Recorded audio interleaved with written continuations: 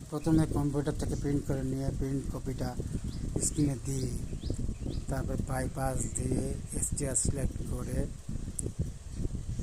খাম দিতে হবে। খামটা দিলাম, প্রিন্ট হচ্ছে। খামে দেওয়ার পরে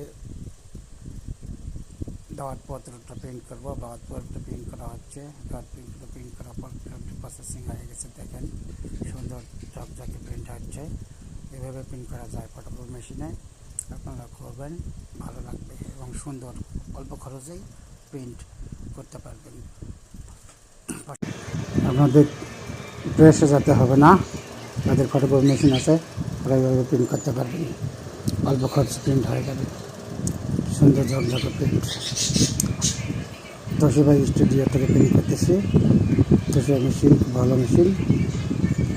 আমার মেশিন তো 4 বছর বয়স হচ্ছে, এখন ঝকঝকে প্রিন্ট দিচ্ছে। এবং অরিজিনাল কালি ব্যবহার করবেন, তাহলে প্রিন্টটা ঝকঝকে হবে।